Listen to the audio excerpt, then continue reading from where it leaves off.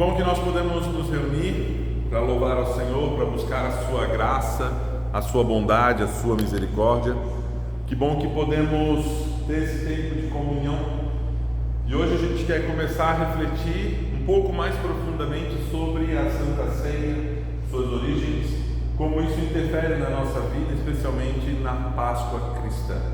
Por isso eu saúdo a comunidade com uma fala de Jesus para os seus discípulos, quando lá em Mateus ele fala no capítulo 26, verso 17: no primeiro dia da festa dos pães sem fermento, os discípulos vieram a Jesus e lhe perguntaram: onde quer que façamos os preparativos para que o Senhor possa comer a Páscoa?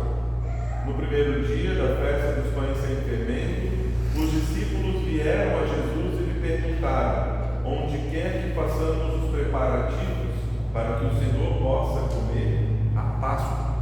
Havia o costume, na época de Jesus, de celebrar a Páscoa de um jeito diferente do nosso. Havia tradições diferentes e isso em Jesus ganhou um novo sentido. E por isso os discípulos perguntaram: Senhor, é época de festejar, a festa dos pães sem fermento. Onde o Senhor quer comer? Onde o Senhor quer estar? Essa pergunta nós podemos fazer para nós: onde nós queremos estar diante desse Deus? Qual tem sido o nosso motivo de alegria? Como nós temos nos preparado para receber o Senhor? Como nós temos vivenciado a experiência do Senhor? Por isso nós celebramos esse culto no nome e na presença do Trino Deus, o Deus que é Pai, que é Filho, que é Espírito Santo. Amém. Assim como estamos, vamos orar. Senhor, obrigado por tua bondade, por tua graça e misericórdia. Obrigado, Senhor, que tu vens ao nosso encontro em Cristo Jesus para nos conceder o perdão, uma vida plena, uma vida cheia da tua paz. Vem, Senhor, com Jesus Cristo, nos perdoar os pecados, nos trazer para uma vida nova, cheia da tua viva esperança, e que, perdoados e amados por ti, nós possamos seguir vivendo, testemunhando o teu amor e anunciando ao mundo que Cristo vive e reina daqui até a eternidade. No teu nome nós oramos e agradecemos. Amém. Quero convidar para cantarmos. Essa primeira música não tem linário, talvez seja nova para alguns, mas essa música é especial também porque ela está relacionada com a nossa mensagem de hoje.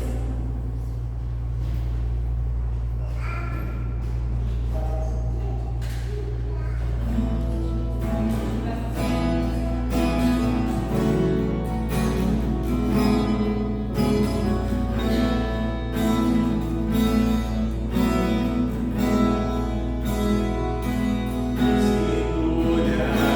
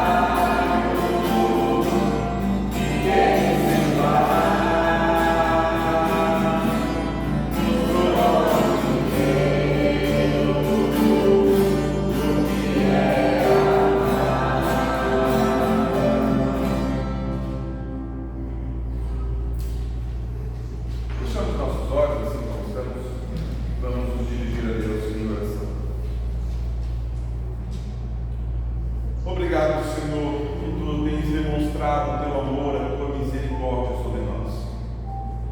Obrigado que no Calvário tu escolheste nos perdoar, tu escolheste nos levar a uma vida de reconciliação contigo, escolheste mostrar, Senhor, a tua misericórdia em nosso favor. Nós não merecemos, mas nós te agradecemos. Agradecemos por esse amor incomparável e inigualável. Vem, Senhor, com o teu Espírito Santo sobre nós, fala conosco nessa manhã, que nós possamos perceber a tua mão de bondade e a tua vontade em cada circunstância da nossa história. Assim nós oramos, no nome de Jesus. Amém.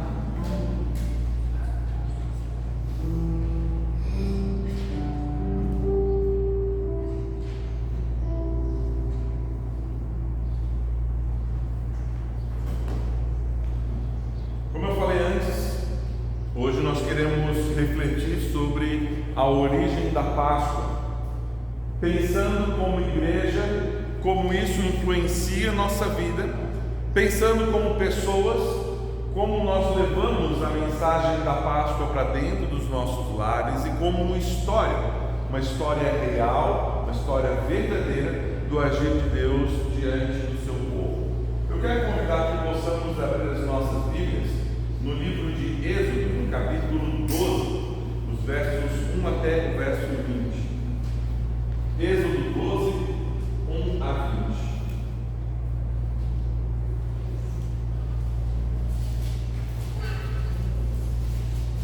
Segundo livro da Bíblia, livro de Êxodo, capítulo 12, os versos 1 até o verso 20.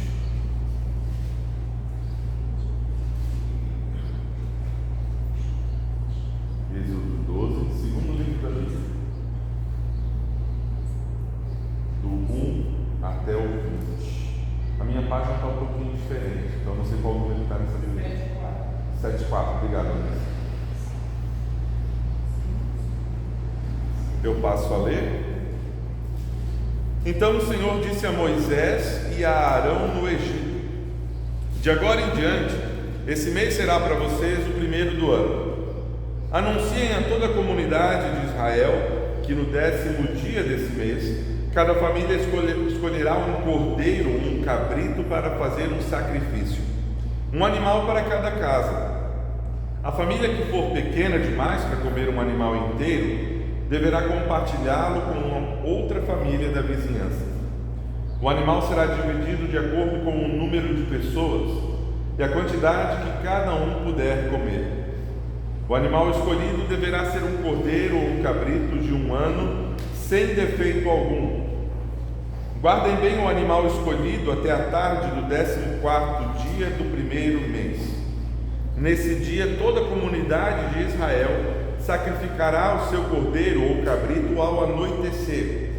Em seguida, tomarão um pouco do sangue e o passarão nos batentes laterais e no alto das portas das casas, onde comerem o animal. Nessa mesma noite, assarão a carne no fogo e a comerão acompanhada de folhas verdes amargas e de pão sem fermento. Não comerão a carne crua nem cozida. O animal todo, incluindo a cabeça, as pernas e as vísceras, deverá ser assado no fogo. Não deixem sobras para a manhã seguinte. Queimem o que não for consumido antes do amanhecer. Estas são as instruções para quando fizerem a refeição. Estejam vestidos para a viagem, de sandálias nos pés e cajado na mão. Façam a refeição apressadamente, pois é a Páscoa do Senhor. Nessa noite passarei pela terra do Egito e matarei todos os filhos mais velhos e todos os primeiros machos dentre os animais da terra do Egito. Executarei juízo sobre todos os deuses do Egito, pois eu sou o Senhor. Mas o sangue nos batentes das portas servirá de sinal e marcará as casas onde vocês estão. Quando eu vir o sangue, passarei por sobre aquela casa, e quando eu ferir a terra do Egito, a praga da morte não os tocará. Este será um dia a ser recordado. Todo ano, de geração em geração, vocês o celebrarão como festa especial para o Senhor. Esta é uma lei permanente. Durante 7 dias comerão pão sem fermento. No primeiro dia da festa, removerão das casas qualquer mínima quantidade de fermento. Quem comer pão com fermento durante algum dos 7 dias da festa será eliminado do meio de Israel.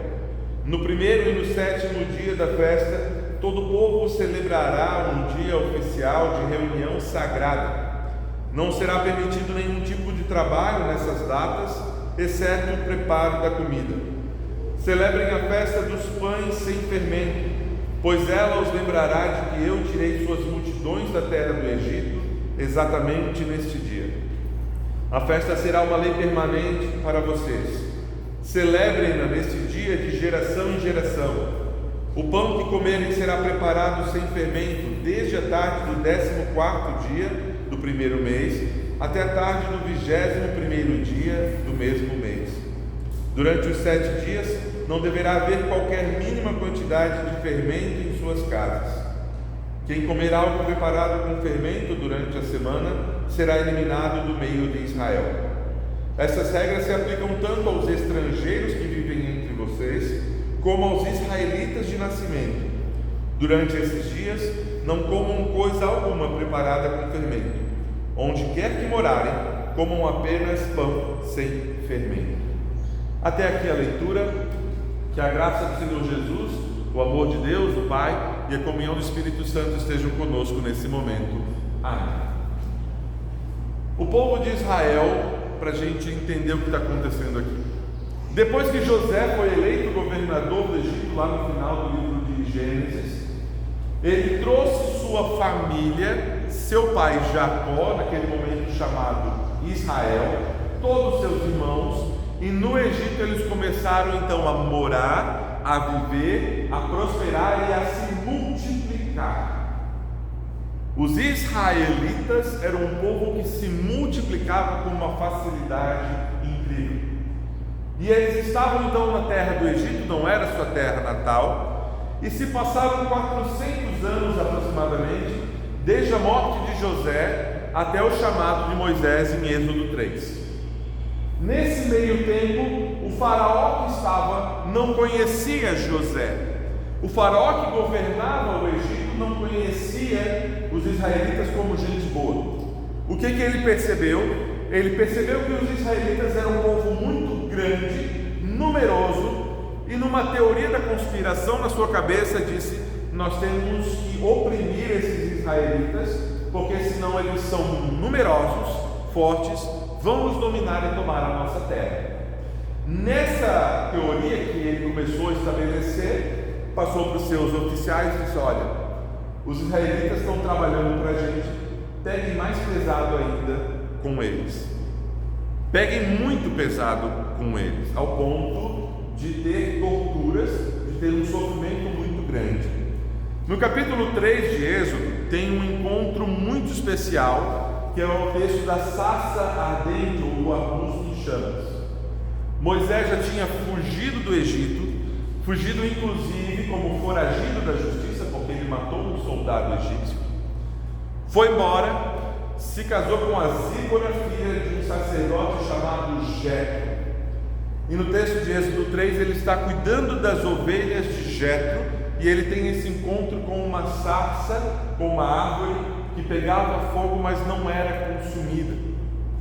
E do meio daquela sarça vem a voz: Moisés, Moisés, e ele responde: eis-me aqui. E a voz da sarça diz: tire a sandália dos teus pés, porque a terra que tu pisas é santa. Era Deus falando com Moisés, dizendo: eu vi o sofrimento do povo, eu ouvi o seu clamor, eu visitei o povo no seu sofrimento. Agora eu vou te preparar para você libertar o povo, para essa missão de tirar o povo da terra do Egito. Deus prepara Moisés, e a gente vai ver do capítulo 3 até aqui no capítulo 12, todo o preparo que Deus tem com Moisés, inclusive mandando as pragas, as famosas 10 pragas do Egito. E ali Moisés, com muito receio, não queria ir, porque o povo não saberia com quem estava falando. E aqui nós temos um fator muito importante dessa história. Se passaram 400 anos. Não foram 40. 400 anos, a gente está falando de muitas gerações. A gente está falando de pelo menos 16 gerações. Qual é a chance de costumes, tradições e espiritualidade ser mantida morando longe de sua terra, longe de parentes que ficaram para trás, longe de templo, longe de sacerdote? Qual a chance de manter? Mínima. Por mais que o povo naquela época, o povo israelita, tinha o costume de repetir tradições, eles não lembravam mais quem era Deus. Porque no meio dos egípcios haviam muitos deuses. Havia Deus para o sol, havia Deus para a lua, os faraós se consideravam deuses, e por isso nós temos inclusive construções de pirâmides no Egito, que estão lá até hoje, para representar a grandiosidade dessa nação e dos seus deuses. O povo israelita que lá estava foi ouvindo tudo isso, foi começando a se acostumar com tudo isso, mas uma coisa eles mantiveram, e foi essa única coisa que Deus usou para identificar-se para Moisés se apresentar para o povo. Você vai falar para o povo que o Deus dos teus pais, Abraão, Isaque e Jacó, te enviou. Deus se apresentou como um Deus familiar, um Deus relacional. Eles não lembravam de costumes, até porque como povo eles não tinham quase nenhum. Não lembravam de tradições, porque tudo estava começando a ser um povo. E lá no capítulo 3, justamente ele vai dizer: o eu sou, o Deus dos teus pais, Abraão, Isaque e Jacó, te enviou. Aí o povo percebeu: nós não sabemos que Deus é esse, mas nós sabemos que nossos pais, Abraão, Isaque e Jacó, tinham um Deus que adoravam, que sustentava eles, que inclusive trouxe o povo para cá. A gente pode fazer um exemplo olhando para essa história e imaginar todo o processo que foi de imigração de várias regiões do Brasil aqui para o Centro-Oeste. O processo de imigração aqui para Chapadão do Sul está beirando os seus 40, 50 anos, por mais que a cidade não tenha tanto tempo. E aí quando tu passa um determinado tempo, tu vai te acostumando com algumas coisas. Quem mora aqui mais tempo já se acostumou com o calor, por exemplo. Sabe que aqui é mais quente que no sul, no Brasil, por exemplo. Não é meu caso, eu ainda não me acostumei com o calor. Quem mora aqui há mais tempo já se acostumou com frutos da região, com pequi e outros costumes, música, vai descobrindo culturas e vai se misturando de alguma forma e vai trazendo isso para a sua vida. Isso em si não é um problema. O problema é quando a gente substitui a nossa fé, substitui a fé em Jesus Cristo por qualquer uma dessas coisas. Quando a gente coloca que Deus, Ele só vai falar comigo se for em tal lugar, em tal cultura, em tal contexto. Não foi isso que Deus nos ensinou através da Bíblia. E o texto de Êxodo é um exemplo claro disso, de que Deus pegou um povo que já estava tão acostumado com a cultura dos egípcios, e Ele foi lá e disse: eu sou o Deus dos teus pais, Abraão, Isaque e Jacó. Eu sou o que sou. Numa tentativa de traduzir esse nome, eu sou o que serei, porque eu sou eterno, diferente de qualquer outro deus. E Ele fala com Moisés vai para o povo, e Deus já dá um spoiler, já dá uma dica para Moisés: olha, tu vai falar com o faraó, tu vai ter livre acesso ao faraó, e ele não vai te ouvir. Tu vai falar com o coração com o faraó sobre o povo, pedir para o povo ir me adorar no deserto, fazer uma viagem de 3 dias, mas o faraó vai estar com o coração endurecido e ele não vai te ouvir. Porque para te ouvir, o faraó vai precisar sentir a minha mão forte. Mas Deus deve ter algum problema. Deus deve ter algum transtorno emocional, porque se ele sabia que o faraó está com o coração endurecido, por que ainda assim mandou Moisés falar com ele? Moisés e Arão, seu irmão. E isso vai ser um dos princípios para essa festa dos pães sem fermento. E o princípio é muito claro: obedeça ao Senhor.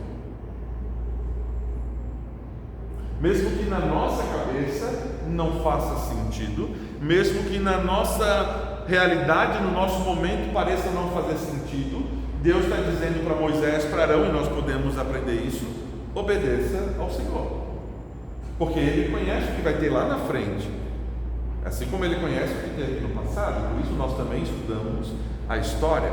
E para falar da origem da Páscoa, a gente precisa exercitar nos nossos corações a obediência ao Senhor, aquilo que Faraó não tinha a mínima obrigação de ter, mas os israelitas sim, porque conheciam o Deus de Abraão, de Isaac e de Jacó. Moisés e Arão falam com Faraó, preparam ele dizendo: olha, nosso Deus está pedindo para que você deixe a gente apenas ir para o deserto adorar, que apenas dê 3 dias de viagem para a gente sair da cidade e poder celebrar culto ao nosso Deus. O Faraó diz não. Deus já tinha avisado para Moisés, inclusive o que dizer para o Faraó nessa hora: então tá, então você vai experimentar a mão forte de Deus. Querida comunidade, quando a Bíblia fala de mão forte de Deus, são 2 características em especial. A primeira, apresentada nesse texto, é que quando Deus coloca a sua mão sobre um povo que não quer ouvir, essa mão é uma mão de opressão, é uma mão de dor, é uma mão de castigo.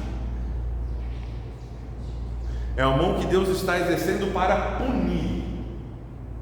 E quando Deus usa a mão forte, é com força, literalmente, porque não há ninguém mais forte que Deus.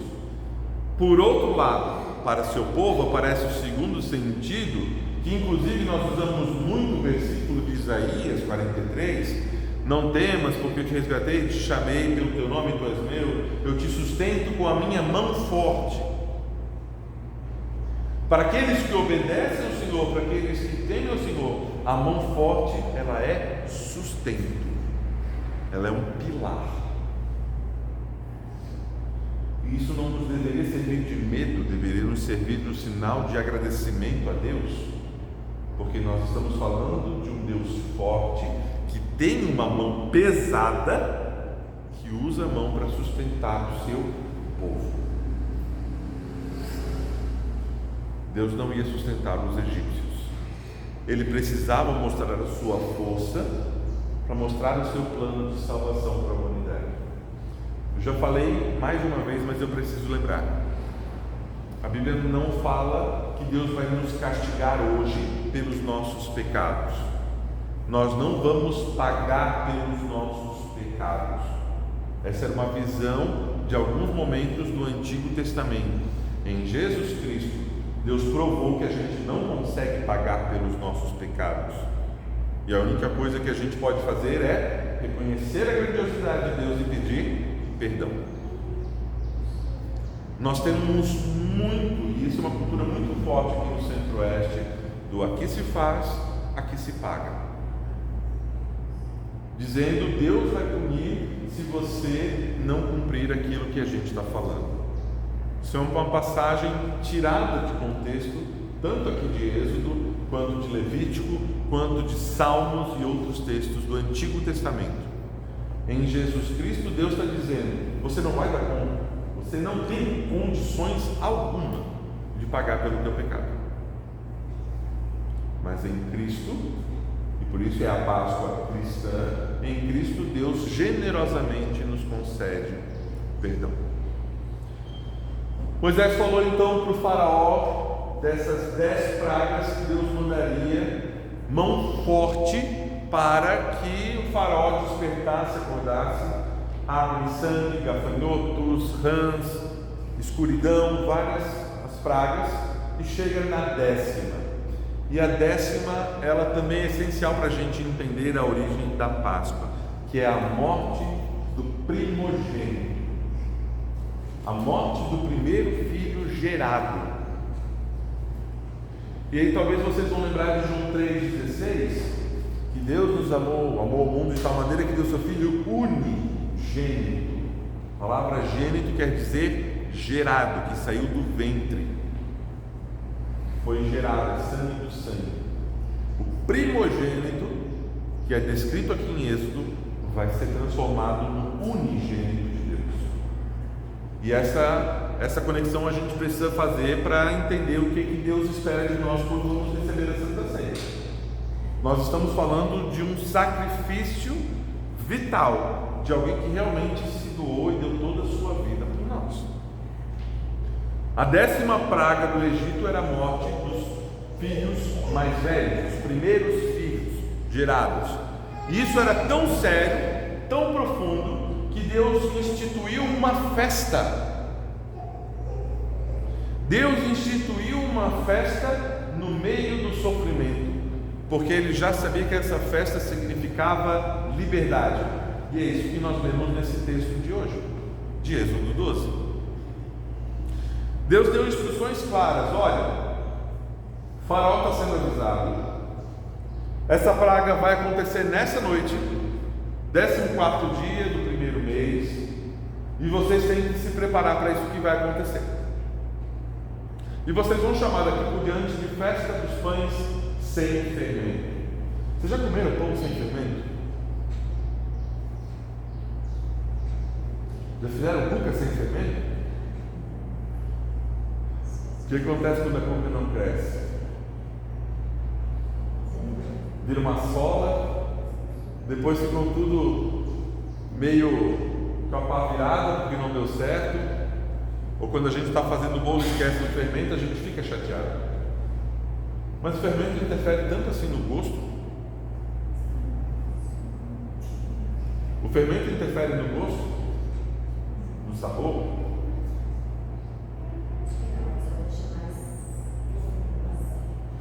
Deixa fofinho, mas interfere no sabor. Vocês já fizeram muito mais pão e bolo que eu. O que muda colocar o fermento? Colocar um fermento fica mais azedo. Fermento demais estraga. Faz crescer. O fermento faz crescer. E quando não coloca o fermento, muda o sabor?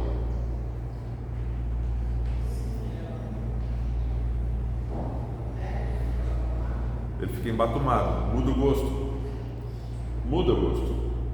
Se você coloca pouco fermento ou nenhum fermento, ou coloca fermento demais, ele perde a sua função. Que a função é a função da levedura, a função de crescer, fazer a massa se expandir para que todos os ingredientes se aproximem, se conectem e formem uma coisa única, sólida e que dure. O fermento também é um conservante. Se você fizer um pão sem fermento, ele não dura tanto tempo. E quando Deus está dizendo para o seu povo, vocês vão fazer pão sem fermento, Ele está preparando duas coisas para o povo. A primeira, talvez vocês vão lembrar, que esse povo, quando sai do Egito, vai ficar 40 anos no deserto.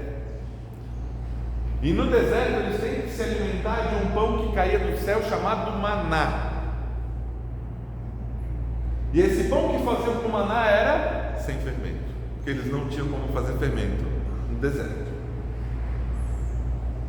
Primeira coisa que Deus estava preparando era: vocês vão preparar o estômago de vocês para um alimento que vocês vão comer por muito tempo, para que não só o estômago, mas a mente e o coração de vocês também estejam cientes que esse pão vai ter um gosto diferente, mas vai ser o que vai sustentar vocês com a minha mão forte. E a segunda coisa que Deus ensina com a festa dos pães sem fermento é dependência. Porque você não podia guardar esse pão para o dia seguinte. Você não podia de forma alguma, o povo não podia de forma alguma separar uma parte do sacrifício ou um pouco do pão para dizer: agora eu tenho comida para amanhã. Não. Era dependência total da mão forte de Deus. Para um povo que estava 400 anos em outro local, já acostumado a ter muitos recursos, a ter muitas coisas, Deus colocou eles agora nessa situação dizendo: olha, vocês precisam estar atentos, se preparar, porque para experimentar a liberdade, vocês vão ter que passar por algumas provações.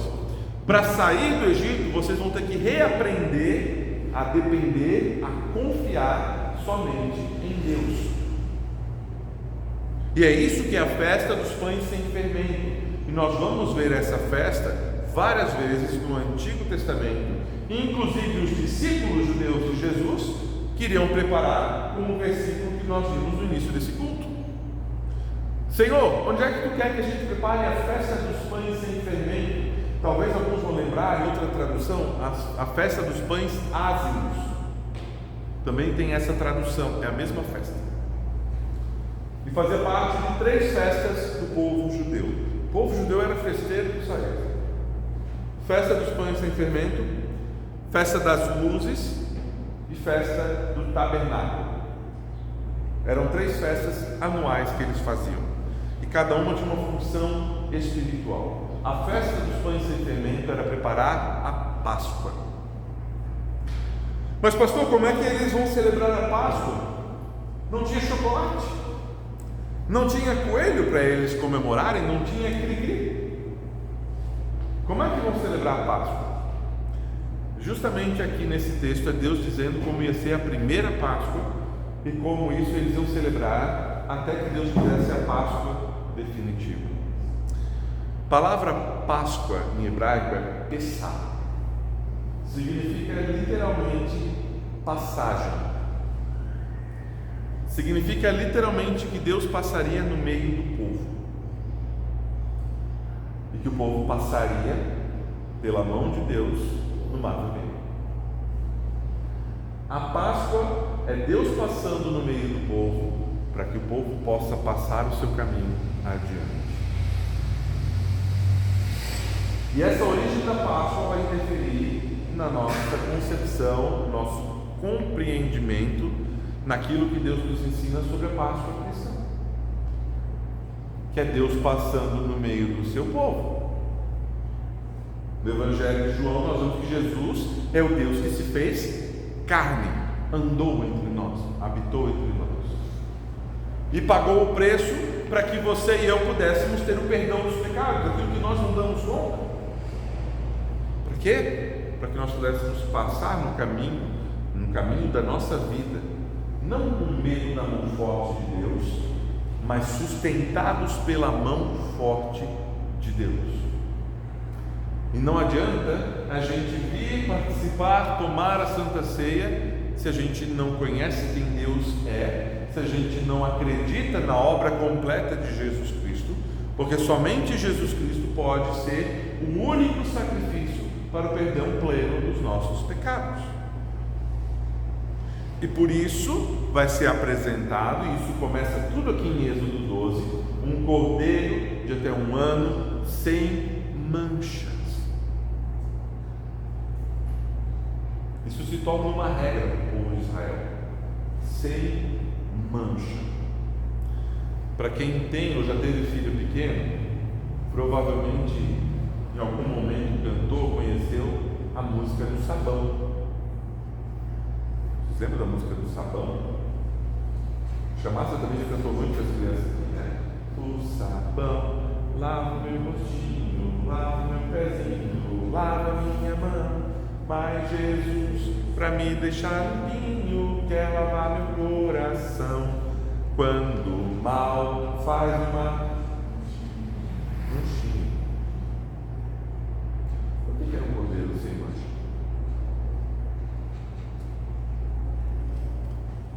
O pecado ele faz uma mancha, ou melhor, ele é uma mancha na nossa história. Nós nascemos com ele, todos nós. A Nanda é pecadora. O João também é pecador.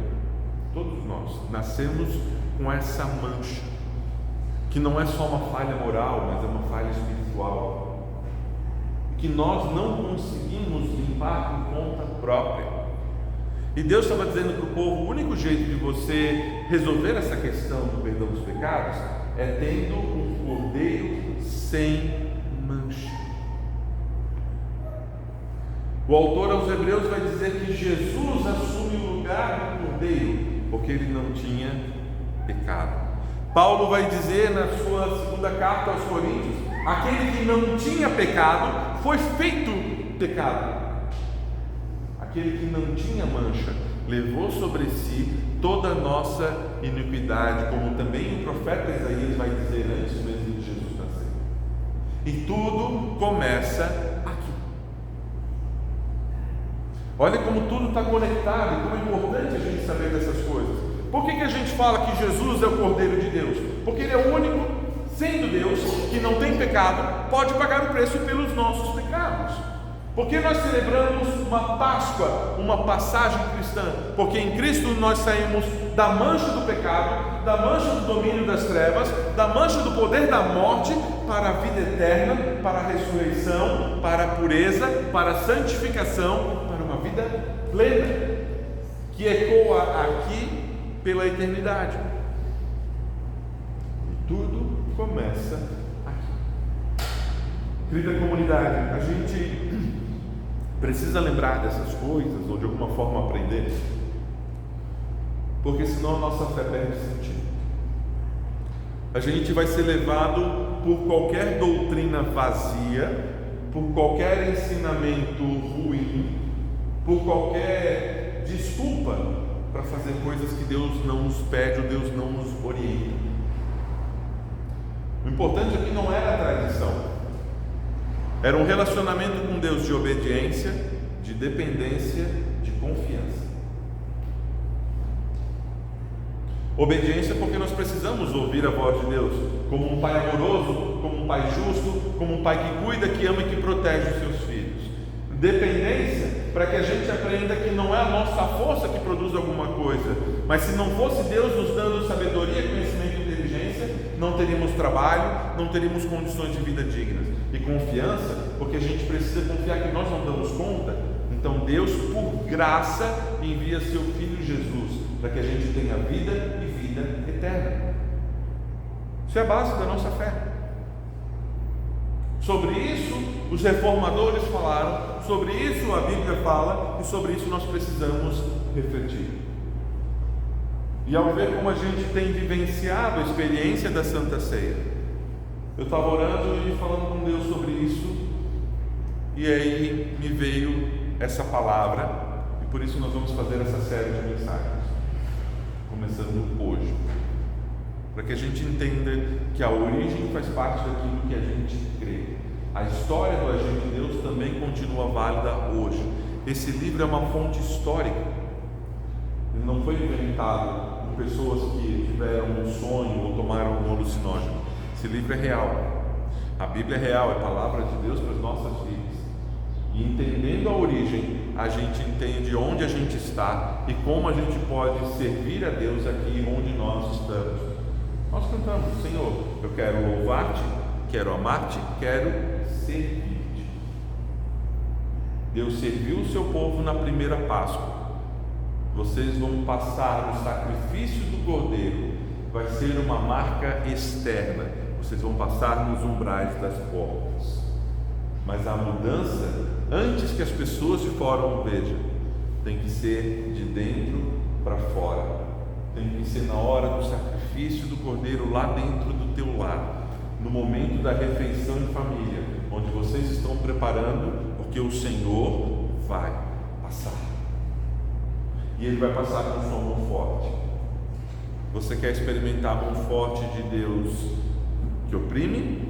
Você quer experimentar a mão forte de Deus que te sustenta, que te prepara para a caminhada, que diz: eu estou contigo todos os dias até o fim dos tempos. Que Deus, em sua infinita graça, bondade e misericórdia, esteja conosco, nos prepare, nos capacite, para que a gente possa celebrar a Páscoa no fim desse mês com um coração grato, confiando em Deus, dependendo somente dele e entregando as nossas vidas a serviço do Senhor Jesus. Amém. Assim como estamos, vamos orar.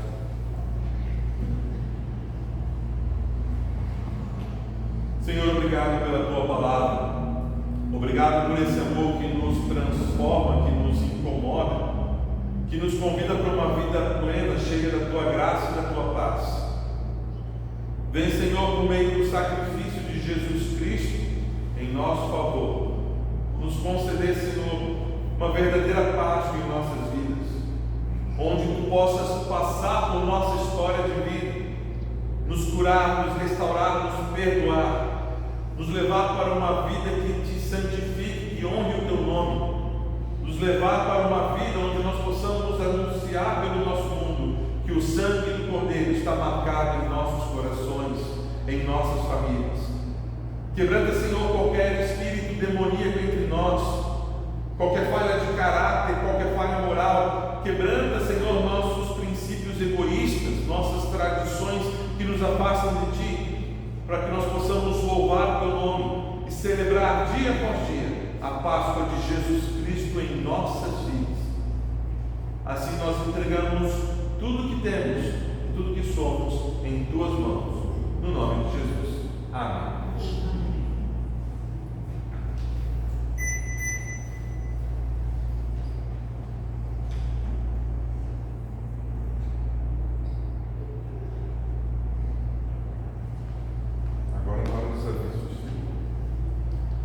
Brevemente, alguns avisos, não são muitos. Vai seguir. A oferta de hoje, ela é nacional e a nossa igreja então destina o trabalho com liturgia e música. Para ter ideia, ontem eu comentei acho que com alunos e com o Bruno ontem, eu não pude vir nas Cucas, porque tinha reunião do Conselho Nacional de Música. Então esse conselho ajuda a definir os passos, estratégias, para que a gente possa também levar isso adiante nas comunidades. Então a oferta de hoje é para esse destino. Deus abençoe dádivas e doadores. Na quinta-feira, então, nós temos o coral se reunindo aqui na comunidade. Todos podem participar. Estamos ensaiando para o nosso culto de Páscoa, inclusive. Quinta-feira, 7 horas da noite. Todos são bem-vindos. Ah, pastor, não canto. Não sei cantar, não tem problema. Vem que a gente ensina junto. A gente ensina, ensaia e está junto. Preciso fazer uma mudança no calendário. Nosso culto não vai ser sábado, vai ser sexta-noite, que consegui uma oportunidade de poder divulgar a música do sínodo, que é o do dia sinodal da igreja. Então eu vou divulgar no evento da prefeitura no sábado à noite. Eu vou mandando as informações para vocês ao longo da semana. A Andréia também vai participar desse evento, tá? Então, sexta-feira à noite, culto 7h30, não no sábado. Nessa semana, eu sei que a gente não gosta muito, algumas pessoas aqui, de eventos online, mas o sínodo está oferecendo uma formação para presidentes, secretários e tesoureiros de comunidade e de paróquia. Então, se alguém tem interesse em participar, me manda ali a mensagem que eu mando o link. Esse encontro vai acontecer então terça, quarta e quinta-feira à noite, se não me engano, 8 horas Brasília, tá? Qualquer coisa me manda ali no WhatsApp que eu respondo para vocês direitinho depois, tá bom? E próximo culto aqui, então, sexta-feira, e tem mais um convite, dia 23 de março, no sábado no domingo de Ramos, nós queremos fazer a nossa oficina de Páscoa para crianças. Convidem as crianças para a gente vir contar a história da Páscoa de um jeito especial, e essa questão do cordeiro nós vamos trabalhar com as crianças. Vai ter uma atividade própria para elas. Convidem as crianças. Então, dia 23 de março, à tarde, e à noite, então, na sequência, o nosso. Tá bom? São esses avisos que eu tenho. Temos mais algum aviso? As Cucas ontem faltaram, pelo que eu fiquei sabendo. Por um lado, que bom. Significa que o pessoal está voltando a comprar, isso é bom. O que mais temos de aviso? Isso. O grupo de mulheres também retorna nesse mês. No dia 16, semana que vem. 16 está no nosso grupo de mulheres. Aniversariantes desses últimos dias, tivemos. É hoje, não é? Muito bem feitinha, né? Parabéns. Deus abençoe. Juízo. Graça. Tem mais? 27 está hoje, hein? O que mais? Marcela vai fazer agora de 10? Tá, Deus abençoe. Sua irmã? Minha mãe. Ah, tua mãe?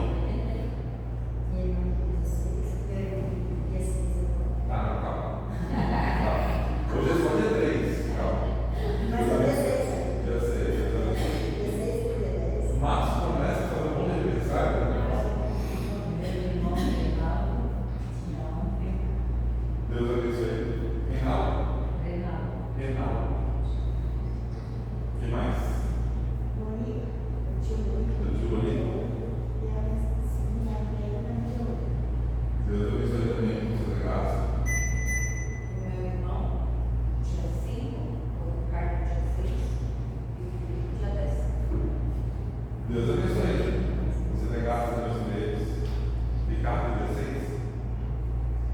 É quarta-feira. O que mais? Meu filho Guilherme, dia 9, sobrinho Guilherme, Deus abençoe. Meu sobrinho Flávio, dia 27. Semana passada, Deus abençoe ele também. O que mais? Outras, alguém casou, fevereiro, março.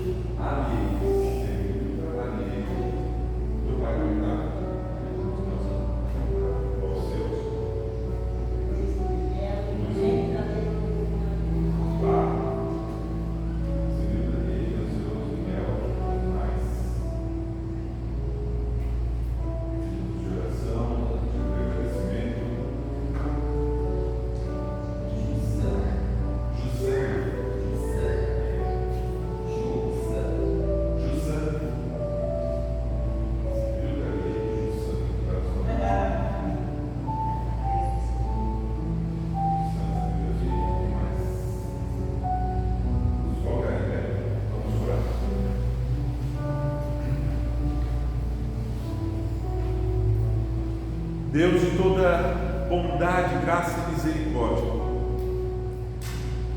obrigado que a tua mão forte tem nos sustentado, tem nos amparado.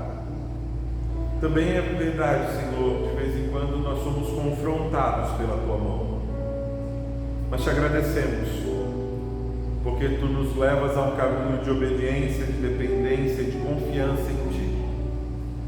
Ajuda-nos dia após dia a viver a tua palavra, a tua vontade em nossas vidas. Como igreja que depende e confia em ti, nós trazemos essas pessoas que aqui citamos, essas que sofrem com problemas de saúde. Cuida, Senhor, da Cemilda, da Lieide, do Jussan, do Alceu, do Luiz Miguel e de tantas pessoas que têm sofrido com as enfermidades.